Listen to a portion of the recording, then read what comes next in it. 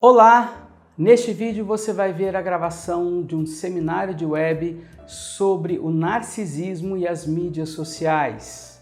Se você gosta deste assunto, dá uma olhadinha na descrição do vídeo, onde você vai poder ver um link para uma agenda de seminários de web gratuitos que eu faço todo mês, geralmente na segunda quarta-feira do mês, às 20 horas.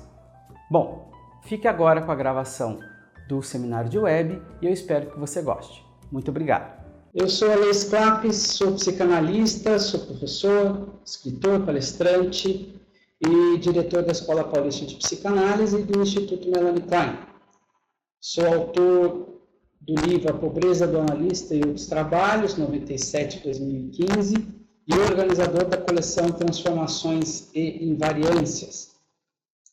Eu atendo em consultório particular, adultos e adolescentes, individual ou casais, tanto presencialmente quanto por Skype. E antes da gente começar, eu quero deixar alguns recadinhos. Boa noite, Rafael, Sandra, Glaudston, Gabriela, boa noite. Bom, primeiro, estamos com inscrições abertas para a formação em psicanálise. Início das turmas agora em março, 12 ou 13 de março de 19, tá? Ou terça ou quarta-feira, das 20 às 20h30. A gente só tem mais uma vaga para as turmas que ocorrerão às terças-feiras e as 3 últimas vagas para as turmas que ocorrerão às quartas-feiras. Então, se alguém quiser, não deixe para a última hora que pode não ter a vaga.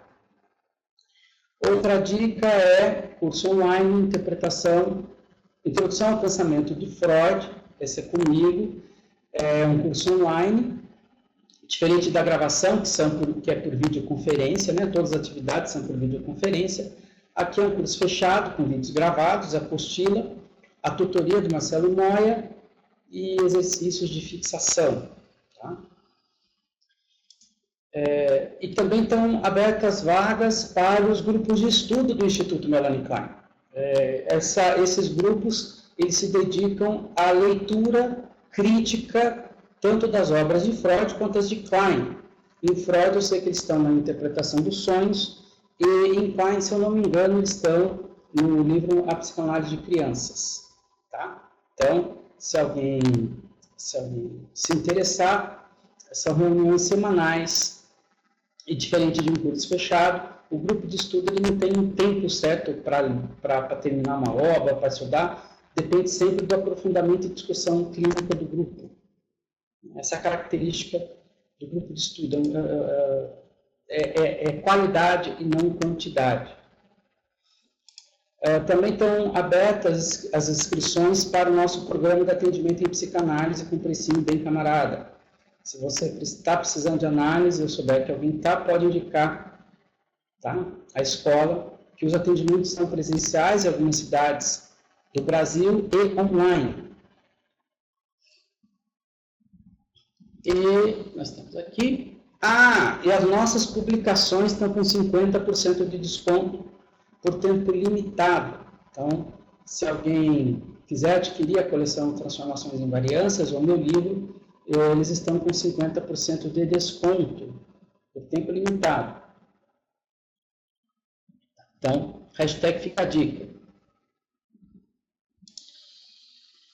E eu também tenho um blog, eu tenho um canal do YouTube, deixa eu ver aqui, um canal do YouTube que vocês podem acompanhar também, um pouco, às vezes, do desdobramento do que é dito no webinário, e, às vezes, algumas discussões que acontecem lá no canal do YouTube eu trago para cá.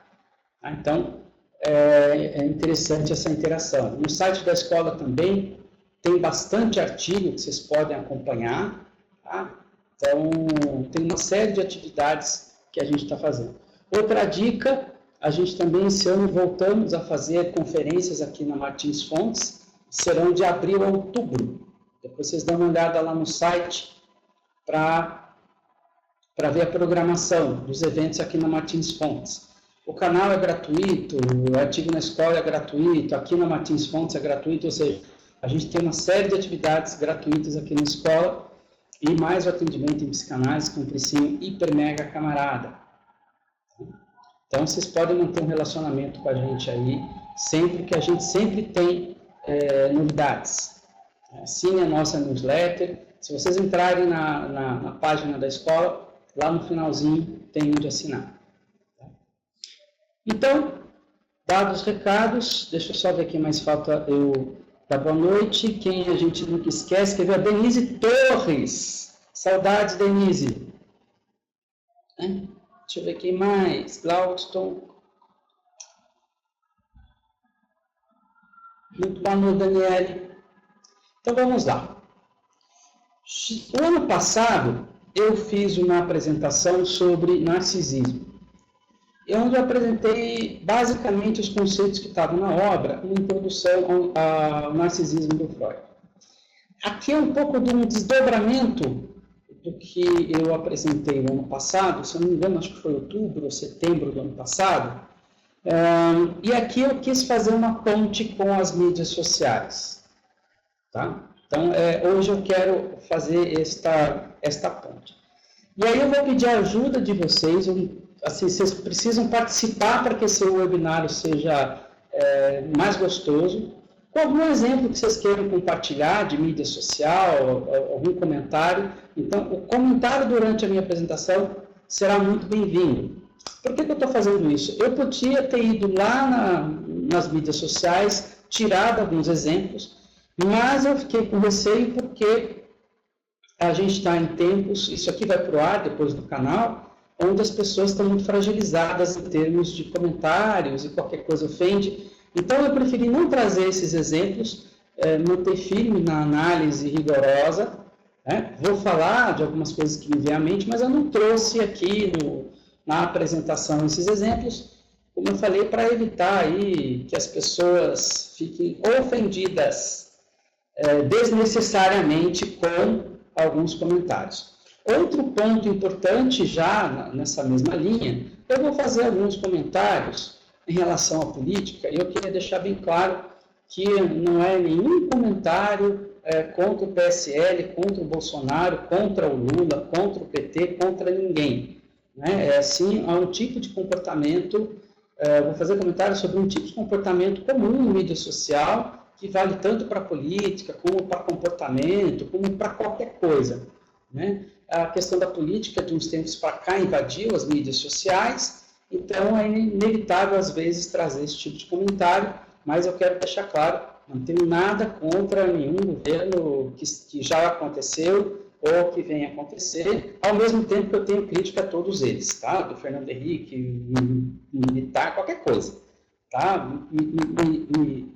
Me deu o direito de fazer críticas à política em si, não interessa quem está lá dentro. Tudo bem em relação a isso? Entenderam? Eu acho que é importante a gente ter esse acordo, tá? Não estou contra ninguém, só vou fazer críticas, mas é inevitável isso. Então, por favor, não se ofendam, porque eu critiquei alguma coisa. O objetivo do webinário não é este, muito pelo contrário, tá? Muito pelo contrário. Então, se vocês tiverem, por favor, tragam contribuições, exemplos, que a gente vai ser muito bom aqui, tá? No fundo, vocês vão perceber que eu tenho críticas com aquilo que não busca a verdade. Aí eu tenho sérias críticas em relação a isso. Aqueles que buscam a verdade, ainda que incognoscível, mas buscam ela, não estou dizendo que eles vão achá-la, mas buscam, tem todo o meu apoio. Tá? Então, meu ponto é esse, eu não divido ninguém entre direita e esquerda, para cima ou para baixo. Se eu fizer alguma divisão, é aqueles que buscam a verdade, aqueles que não buscam a verdade, porque esse é um fundamento ético da psicanálise. Então, vamos lá ao conteúdo. A gente sempre, quando pensa em narcisismo em mídias sociais, a gente pensa em selfie. Né? Então, mas não é disso que eu quero trazer hoje. Isso é meio comum, né? As pessoas só tiram selfie, falam delas, querem saber só delas, etc. Mas, em termos de mídias sociais, a gente tem um tipo de comportamento altamente narcísico, tá? Do ponto de vista, vamos considerar usando a interpretação do André Green de narcisismo de vida e narcisismo de morte, que eu chamaria de narcisismo de morte. Morte é entendido como tudo aquilo que nos separa de um outro ser humano. Essa é uma coisa fundamental. Em psicanálise, uma das questões fundamentais quando a gente pensa em pulsão de morte é aquilo que nos separa de um outro ser humano, é aquilo que nos desvia do nosso devir. Né? Então, de uma maneira muito simples, a gente poderia entender que a pulsão de vida é aquilo que nos leva a um outro, que nos leva ao nosso destino, como uma teleologia, e a pulsão de morte é aquilo que nos desvia dos nossos sentidos. Tá? Então, é isso que eu vou colocar, que eu vou começar a trazer aqui. Bom, no artigo do Freud, nós temos que narcisismo é uma forma de amar. Tá? Tem vários outros conteúdos que, se aquele webinário do narcisismo não estiver disponível, eu vou colocar ele disponível para que vocês possam acompanhar a evolução desses dois. Então, se ele não estiver no ar, vai entrar no ar na sequência, não se preocupem com isso. Tanto o do ano passado quanto este, para o raciocínio ficar completo. Então, é uma forma de amar. O Freud ele vai trazer isso. E amar para Freud tem a ver com satisfação. Então, seria a satisfação consigo mesmo. Vou ampliar isso, tá? Não vou usar especificamente o amor como uma forma de satisfação, mas sim como uma forma de vínculo. De que forma eu me vinculo aos outros. E aí ele descreveu a forma narcísica de amar de 3 formas. Eu amo aquilo que eu sou. Então,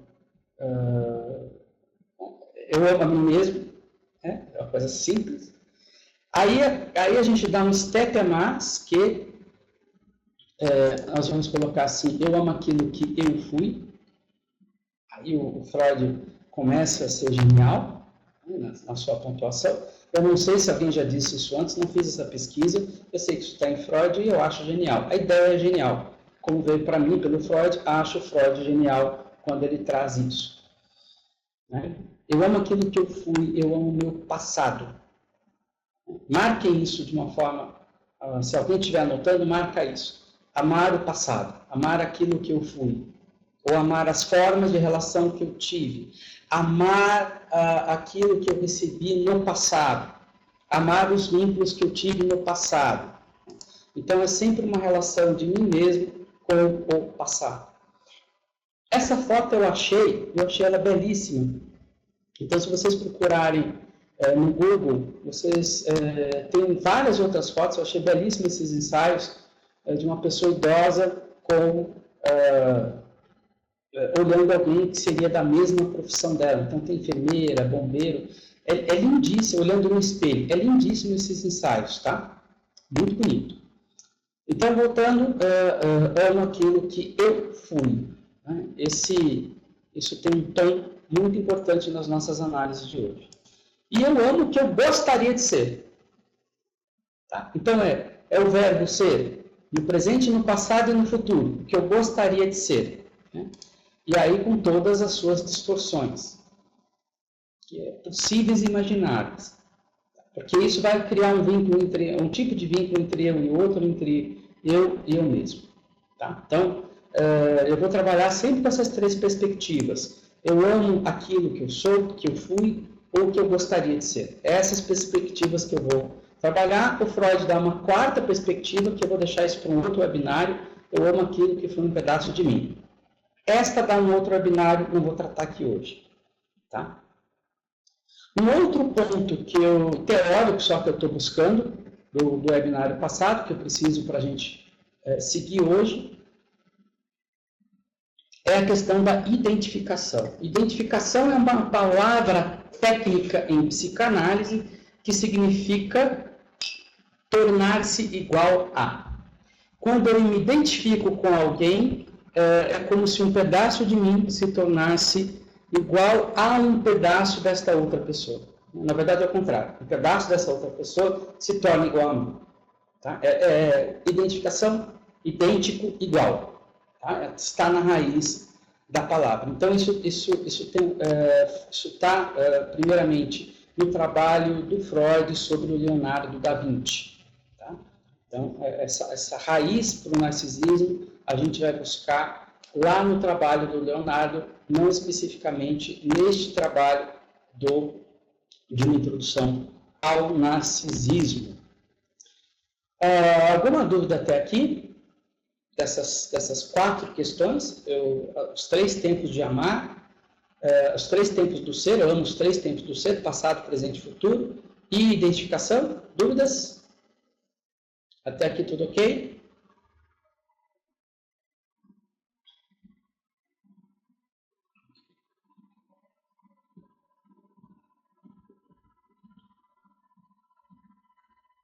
Essas 3 coisas implicam o quê? As formas de amar. Eu vou buscar no mundo, ou no outro, ou numa conversa, ou numa rede social, este espelho. Por que narcisismo? Porque precisa de um espelho. Toda relação narcísica precisa de um espelho. Mas é importante que a gente verifique que neste espelho, assim como, né, eu trouxe aqui nestes espelhos, o que a pessoa quer ver não é ela como ela é, mas ela, né, como ela acha que ela é, como ela acredita que ela é, como ela foi ou como ela acredita que ela deveria ser. Tá? É isto que ela busca. Então, nas relações com o outro, na mídia social, é isso que ela espera encontrar. E aí começam as complicações, porque Narciso acha feio o que não é espelho. Essa pequena frase do Caetano não vai nos ajudar muito. E o que o Narciso faz quando ele acha feio um espelho, né? Quando ele não vê espelhado essas 3 dimensões que ele acredita que necessita?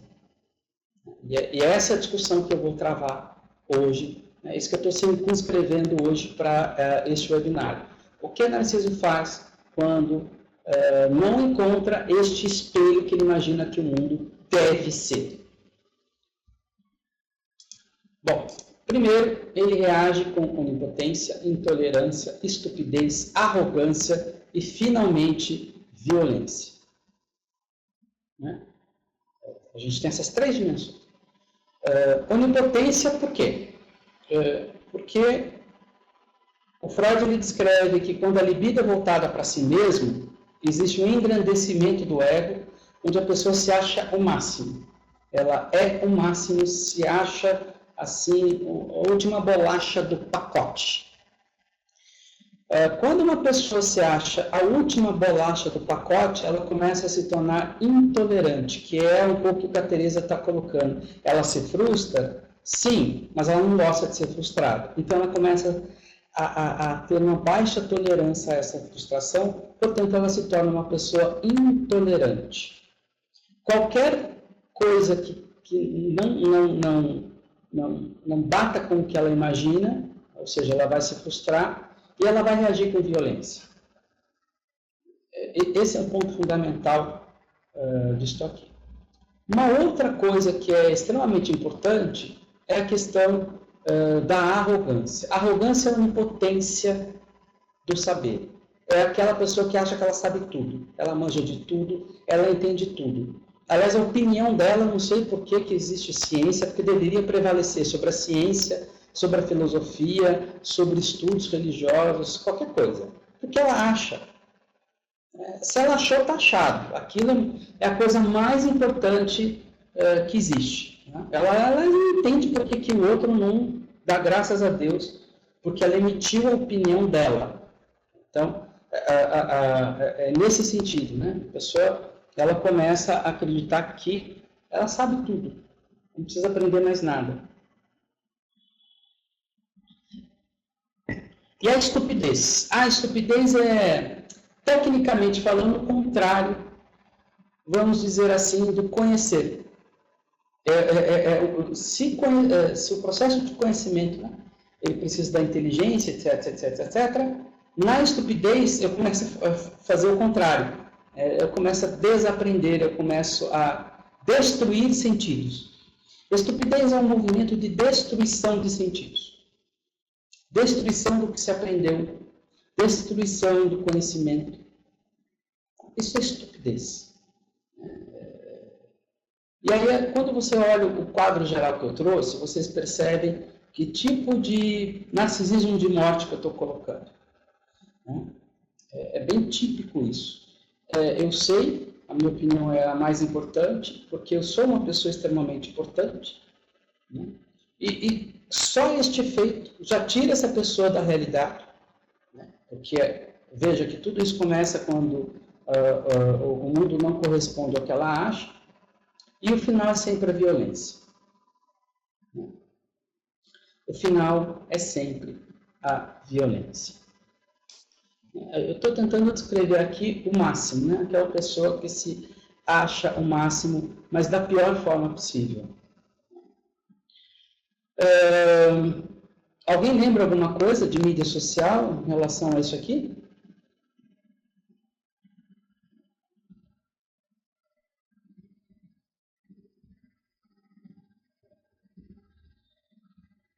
Alguém está lembrando alguém, alguma situação, alguma coisa por aqui, antes da gente caminhar?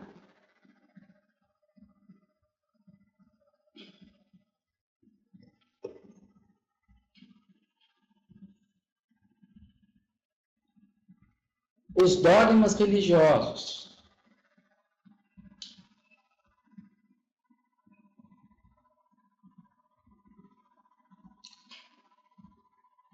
Política.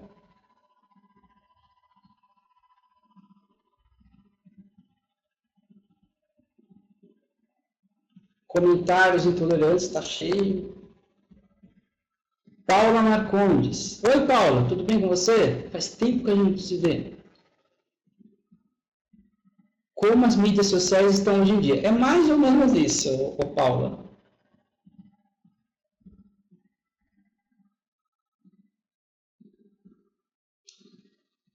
Então, a gente percebe agora, né, que está formado o lugar do narcisismo. Não se trata só daquela pessoa que tira sua selfie. Se fosse só isso, seria lindo. Se fosse só isso, a pessoa tira a selfie, postou lá, você não quer ver. Mas o problema é que começa a vir uma violência. Começa a vir intolerância. Quase todos os adolescentes de 20 tentam com vários filtros e esperam ansiosos pela palavra lindo. Aí quando não vê, né, que daí eles... Aí é uma situação específica, por isso que eu não trouxe essa história do selfie, Érica, porque muitas vezes eles agem, a resposta é a depressão, é uma violência voltada contra si. Mas o que eu estou dizendo sabe aquela pessoa que ela se apegou àquilo que ela era, apegou ao mundo como ela era quando ela era adolescente, quando ela tinha 6 anos de idade, e agora ela quer o mundo igual? Ela quer o mundo igual. Porque quando eu tinha 6 anos, era tudo ótimo. Claro, eu tinha 6 anos. Agora eu quero um mundo lindo como ele for. Tem uma certa nostalgia doentia no ar. Isso é um cheiro quando a gente está diante de uma coisa narcísica, sabe? Na minha época era bom. Nossa, quando eu ouço isso, dá um frio na espinha. Ao mesmo tempo, né, porque parece que eu estou falando dos nostálgicos conservadores, não se trata disso, existiu um tempo narcísico que está no trabalho do Freud, onde tudo era perfeito. Era o tempo, supostamente, como modelo, quando eu estava na barriga da minha mãe. Então, houve um tempo onde tudo era perfeito. Se a gente puder voltar a este tempo onde tudo era perfeito, tudo vai dar certo. Tudo vai dar certo. Né? Então, aí você tem uma certa utopia, às vezes mais ligada à esquerda, vamos dizer assim. Então, você tem utopias para lá, utopias para cá. Isso para não dizer que eu estou só falando de uma corrente, né? Porque o homem é um ser bom, porque ele nasceu bom, Então, sempre lá no passado, nessa interpretação daquilo que eu fui, tem alguma coisa que era boa e perfeita. Isso precisa ser resgatado de algum jeito. Ou a pureza humana, absoluta, ou aquele tempo que eu vivi. E quando isso não ocorre, aí o resultado muitas vezes é a violência. Tá? O resultado muitas vezes é a violência.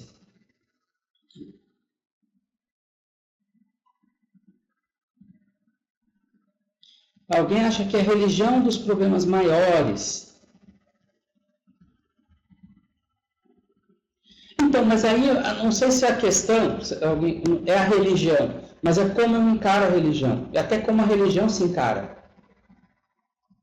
Não se trata aqui de uma forma de toda a política, de toda a religião, a forma como uma pessoa se relaciona com a religião ou com a política. É isso que às vezes é atravessado. Porque, insisto, narcisismo é uma forma de relação. E esta forma de relação pode aparecer no trabalho, esta forma de relação pode aparecer nas mídias sociais, na religião, na política, ela pode aparecer em qualquer lugar. Tá? Porque não é a religião que faz as pessoas narcísicas. Não se trata disso. Mas existem pessoas que se relacionam com a religião de uma forma narcísica. Onde é que dá esse enlace? Esse enlace ele se dá mais ou menos assim. Como é que é ser perfeito? Eu não disse que é como eu gostaria de ser? Então a religião está aí para nos dizer como é que é ser perfeito. A política muitas vezes nos diz como é que é ser perfeito. Vira um clubinho. Né? Ser perfeito é seguir... vou ser muito simplista aqui, gente, meramente didático. A cartilha do PT ou a cartilha do PSL. Estou sendo muito simplista aqui, por favor, só para ser didático. Aí é que começa, porque se você não, né, todo mundo que segue aquilo está em busca de uma perfeição, então está posto uma forma de relação, às vezes, narcísica. Onde, através da forma como as coisas deveriam ser, se unem. E quando não é daquele jeito, o resultado é a violência. Ou seja, se você não é petista, eu vou agir com você com violência. Se você não gosta do Bolsonaro, eu vou reagir com você com violência. Se você não gosta da Madonna, eu vou reagir com você com violência. Então, captando essa questão, essa intolerância a uma outra opinião, que não seja a minha. Porque se for só a minha, é narcísica. Se for só o jeito que eu penso que a religião é narcísico. Se for só a minha religião, é narcísico também.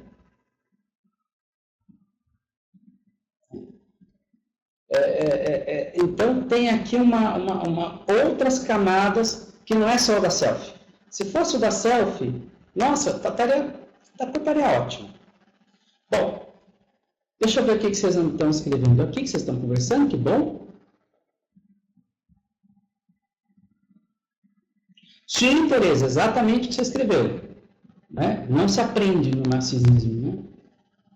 O aprender com a experiência é completamente bloqueado nesta hora. Aqui está alguém trazendo uma questão do Bauman. Que sim, um indivíduo separado do resto, separado dos outros, né, William? Sobre novos assuntos, então, não se trata somente de idolatrar a si próprio, não, aí é que está, não é só isso. Exatamente, Driele.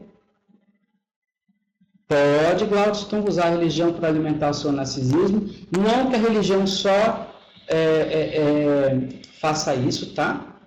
Por exemplo, vocês querem uma coisa? Se alguém se der ao trabalho de, por exemplo, qual que é o santo nome? Agora, só por isso, São João da Cruz, né? Santa Edith Stein, São João da Cruz. Se a gente entende um pouquinho de São João da Cruz, ele vai dizer outra coisa. Ele vai dizer que a ideia de Deus justamente é aquela que destrói o meu narcisismo. Porque eu não sou nada. Aliás, eu preciso me esvaziar de mim mesmo para que Deus me habite. É preciso esvaziar a si mesmo, de si mesmo, para que Deus me habite. Então, quem está às vezes falando da religião, precisa sempre tomar cuidado. Eu sempre, às vezes, coloco que às vezes é forma da pessoa tocar a religião. Né? É óbvio que tem muitos líderes religiosos completamente narcísicos, tá? Mas eu não queria jogar tudo num bolão só. O assunto é mais complexo. E justamente por a gente entender que o assunto é complexo, a gente está domando o nosso narcisismo e colocando a nossa ignorância em cena.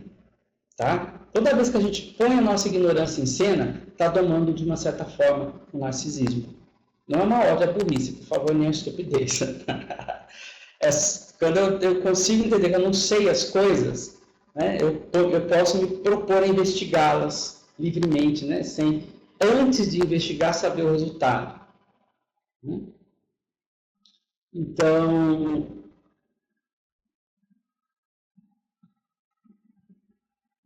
isso, né? Então, acho que dê uma certa complexidade para não ficar uma coisa tão simples, né? Então, vamos lá, seguindo um pouco o raciocínio. Aí, o que começa a acontecer? Lembrando que Narciso acha feio que não é espelho. Olha só, Narciso acha feio que não é espelho. Logo, a pessoa é boa. O problema é o espelho. O problema não sou eu. Espelho, espelho meu. Existe alguém mais lindo do que eu? Se o espelho responder que sim, você quebra ele. Destrói ele em mil pedacinhos. Porque eu sou bom. Bom, se eu sou bom, eu só posso estar do lado do bem. Né? E o outro que não pensa como eu? Né? O outro é mau. O outro é uma droga. O outro... Né? Aliás, não sei por que esse outro existe. Ele não é uma cópia de mim mesmo, ele nem deveria existir, porque eu sou bom e perfeito. Como é que existe uma outra pessoa que não seja igual a mim? Que droga é essa? Só pode ser uma porcaria isso. Então o outro é mau. E por ser mau, ele precisa ser destruído. Por ser mau. É simples. É uma lógica binária. Eu sou bom, o outro é mau, tem que ser destruído. E isso a gente está vendo há muitos anos no Brasil. Muitos anos nós estamos vendo isso no Brasil. E tem problema de política. O outro é de direita, é uma droga, é fascista, é imbecil. Ele, não sei o que é. Agora só mudou um pouco o polo. E o outro é de esquerda. Tudo que é de esquerda é uma droga. Só mudou porque quem fala sempre está do lado do bem. Você já viu alguém falar de política sem se identificar do lado do bem? Não, ela sempre está do lado do bem. Daí elas se acham em todo o direito de arrebentar com o outro. Esse é um comportamento tipicamente narcísico. Tá? É um comportamento tipicamente narcísico. É não entender que eu posso estar errado e o outro pode estar certo. Ou nem tudo, sei lá, o que se fala que a esquerda está errado, nem tudo que se fala que a direita está errado. O mundo é um pouco mais complexo que isso. Mas no pensamento narcísico isso é binário. Eu sou bem. Eu sou o bem. Encarnado. Né? Eu sou assim. Eu tenho uma missão divina na Terra. Né? Essa é a minha missão. Então, começa a ter um tipo de relação que as pessoas... Eu vou usar uma frase do Nelson Rodrigues, né? Acho que faz muito tempo que os idiotas perderam a modéstia. Que basta ter uma opinião, ele está do lado do bem, portanto a opinião dele vale o bem, e basta xingar os outros. Acabou, está tudo certo. Está fácil. Hoje em dia está muito fácil. Está muito fácil. Estão acompanhando que o desdobramento do narcisismo, ele é muito maior nas redes sociais do que simplesmente tirar selfie. Eu estou conseguindo passar essa ideia para vocês, por enquanto? Alguém se perdeu nesse raciocínio? Tudo bem até aqui?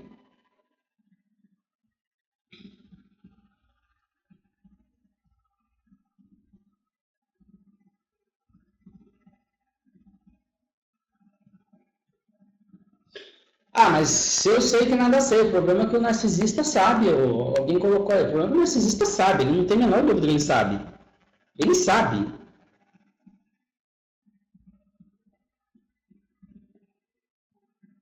Não tem essa de não sei que nada sei, ele sabe. Né? E é engraçado que hoje é só mudar uma vírgula, e você muda todo o sentido, e hoje está complicado. Hoje, o Júnior Grinks, que é um outro colega que conversa com o Face, é aluno da escola também, ele diz sobre a pós-verdade, né? Verdade pouco importa. Interessa a versão que eu dou e fico repetindo dessa verdade, né, até o fim. E aí vira verdade. É extremamente narcísico. Isso é um ódio à realidade sem fim. Vamos lá. Seguindo um pouco. Bom, o outro, portanto, ele não é uma pessoa, ele não é um ser humano, ele é uma coisa. Ele está coisificado. Se alguém quiser entender um pouco mais sobre a profundidade do outro como coisa, dá uma olhadinha em Martin Buber. Tá? Nos trabalhos do Martin Buber, Eu, Tu. Deixa eu escrever aqui para vocês. Eu, Tu, Martin Buber. Tá. Dá uma olhadinha nisso. Implica que o outro não é mais um ser humano. Vira uma coisa. E como coisa, eu posso fazer o que eu bem entender dele. Eu posso xingá-lo, eu posso massacrá-lo, eu posso jogá-lo numa prisão, eu posso fazer o que eu quiser com ele. Ele é uma coisa. Não é uma coisa igual a mim.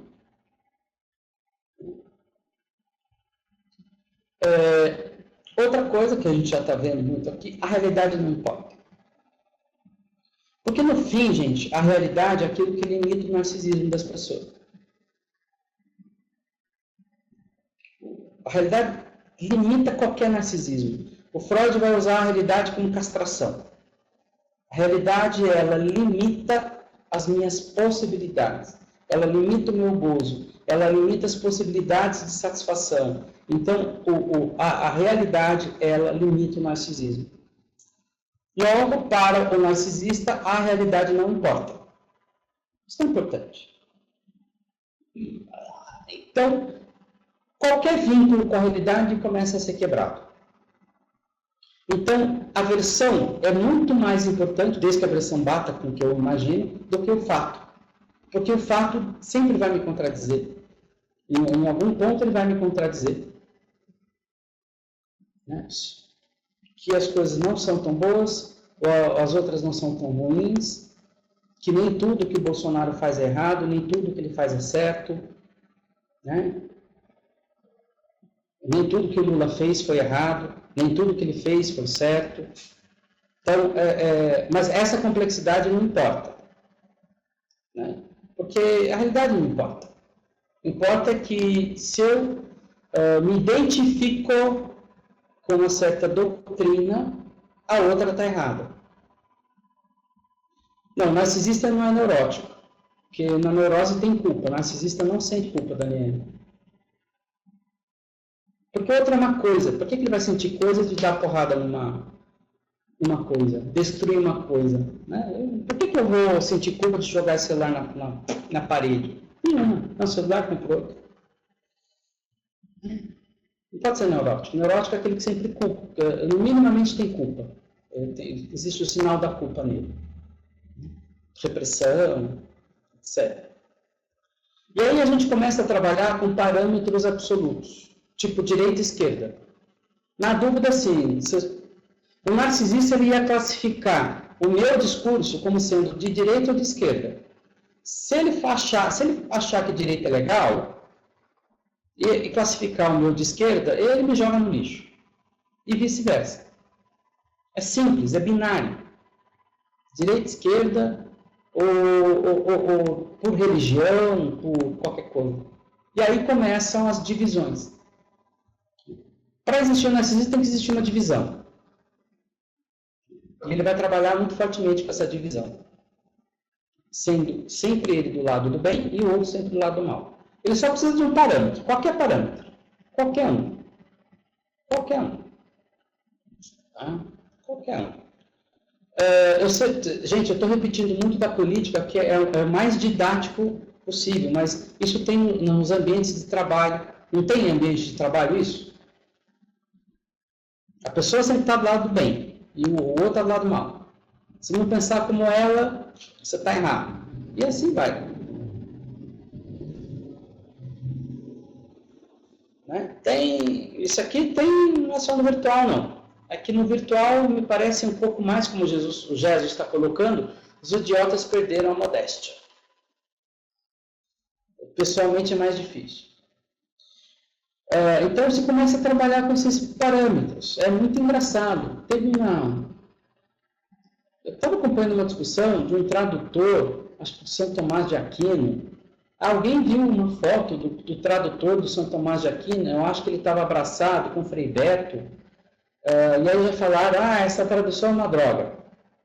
Porque ele está abraçado com o Frei Beto, sei lá eu.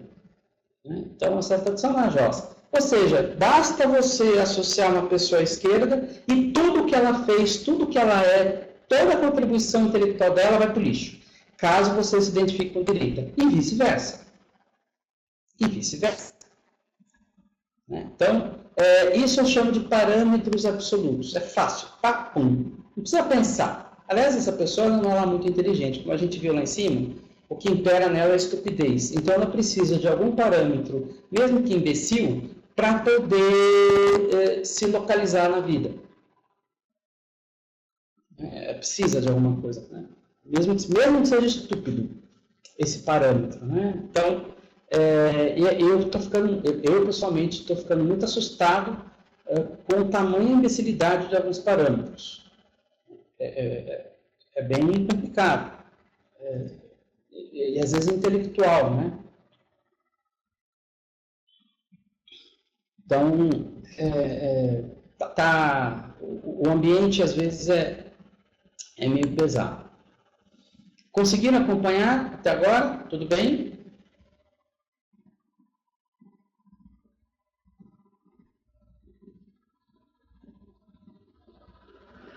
Agora nós vamos para criação de ídolos, que é a questão do totalitarismo, que é o que alguém aqui colocou, deixa eu ver quem está colocando aqui. Ana, Desirê. Né? Sim, porque o que acontece? Eu não falei que esta pessoa, ela precisa de ter, naquilo que ela gostaria de ser, uma identificação com o grupo, que pelo menos espelhe alguma coisa para ela. Ela precisa dessa identificação, então ela cria um ídolo e se identifica com aquele ídolo. E aí, qualquer coisa que acontecer com aquele ídolo é como se acontecesse com ela.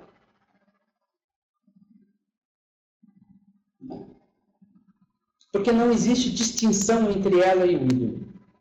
Ela se acha o próprio ídolo. Ela é uma célula daquele ídolo. Não existe essa diferença. Nós estamos vendo uma pessoa e um ídolo. Esta pessoa não vê essa diferença entre uma pessoa e uma ideia. Ela pode ter uma identificação com uma ideia, não necessariamente com uma pessoa.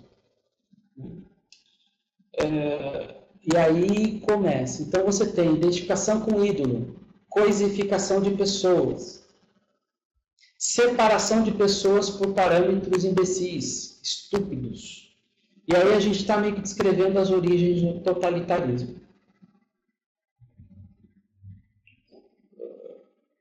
E eu estou colocando assim, não é de direita e de esquerda, não importa.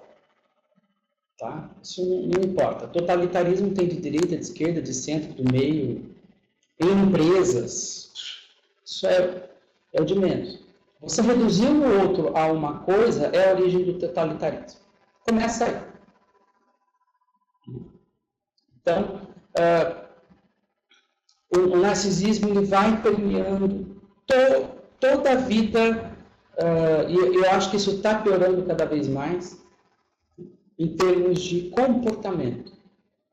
E o que é mais triste, na minha opinião, é que muitas pessoas que faziam crítica a um suposto totalitarismo de esquerda, né, apoiam um suposto totalitarismo de direita como se o totalitarismo fosse melhor de direita ou de esquerda ou de centro. Então, isso às vezes me chama atenção. É um totalitarismo com sinal contrário. Tá? Só é um totalitarismo com sinal contrário. Deixa eu explicar, só para vocês terem uma ideia. Eu ouvi durante muito tempo o PT criticar a imprensa. A imprensa não é livre, a imprensa não sei o quê. Uma crítica ferrada à imprensa. Eu estou ouvindo a mesma coisa do outro lado. A imprensa isso, a imprensa aquilo, a imprensa não sei o quê. Porque não fala o que eu quero ouvir. Portanto, ela é mal. Basta a imprensa não falar do meu ídolo, que o meu ídolo é bom, que ele é má. Basta, é simples. Então a gente viu isso e a gente está vendo isso de novo, parece que não evolui, né? Parece que neste escopo, né, numa certa militância, aliás eu tenho um vídeo sobre militância, falando que a militância ela desistiu de pensar. Militância é alguma coisa que em algum momento desistiu de pensar, que é a estupidez. Portanto, tem parâmetro absoluta, tem um ídolo e desiste de pensar. O que o ídolo fala, segue, porque o ídolo é uma parte dela e vai embora. Nós vimos dois. Não existe os dois. Então, mas não é só os dias atuais, mediano. Faz tempo que é preocupante. Não é porque o Bolsonaro está aqui é que é preocupante. Não, eu não acho. Já é preocupante há muito tempo. Porque esse tipo de comportamento a gente já tem há muito tempo. Né? Tem lá atrás. É só briga de mais um menos um. Por isso que eu falei no começo, não é uma crítica a Bolsonaro, a PT, é uma crítica a tudo. É a forma de relação. A forma de relação, isso não tem a menor importância. Agora, um detalhe extremamente importante. No final do dia, Narciso odeia o espelho da realidade. A gente sempre fez foto de Narciso, mas o Narciso de morte, ele odeia o espelho. Ele odeia, porque vai refletir alguma coisa que ele não quer ver. Vai refletir alguma coisa que ele não quer ver, então ele não quer isso. O grande antídoto para Narciso é um espelho. Mas um espelho real. Esse é o antídoto para qualquer narcisismo. É um bom espelho e uma boa realidade. Por isso que na academia eu nem olho no espelho. Eu nem finjo que eu, mas eu também nem olho no espelho, porque não, né? Brincadeira. Porque, e às vezes, qual é a questão? Falando agora em análise, né? Análise é um espelhamento. Por isso que é tão difícil de trabalhar o narcisismo. Porque se a análise é um espelhamento e o narciso odeia o espelho, ele odeia o espelho na realidade. Então é bem difícil o tratamento do narcisismo. Mesmo acho que até em termos sociais. E é isso que eu acho preocupante. É esse embrenhamento do narcisismo na sociedade. Mas não a cultura do corpo, ficar bonito. Isso aí na pior das hipóteses, é irrelevante. Quando eu fui buscar fazer uma pesquisa para esse webinário, a pessoa que se perde narcisicamente em relação ao seu corpo, ela começa a ficar deformada. Começa a fazer 300 cirurgias plásticas, começa a ficar num nível de deformação imensa, porque é um narcisismo de morte. O narcisismo de vida, gente, é aquele que eu preciso até para me amar. Se amar não tem problema nenhum. Né? Amar a si mesmo, eu acho que é um antídoto, por exemplo, para a depressão, é um antídoto para muita coisa. A questão é forma de amar com os outros. E no narcisismo não tem um outro, só tem coisas. E aí isso tudo complica bastante o cenário. Eu consegui mostrar para vocês, eu estou indo para o final já da minha apresentação, o quão narcísico as mídias sociais, principalmente agora quando a gente vê um alto nível de violência e intolerância presente nas redes. Tá? Isso tem uma ligação narcísica muito forte. Bom, gente, caminhando para o fim, eu queria agradecer a presença de vocês.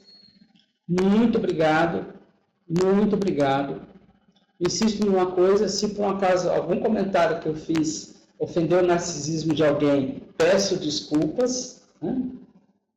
Não foi essa a minha intenção, né? E sim trazer aqui, chamar a atenção para algumas coisas, um tipo de comportamento que, na minha opinião, reduz pessoas às coisas, cria muita violência desnecessária. Violência sempre é desnecessário, né? Mas tem agressividade, às vezes a gente precisa para fazer os nossos projetos. Então, existe uma agressividade do bem, mas não essa do mal, né? Que o outro é cosificado, que o outro isso não é necessário.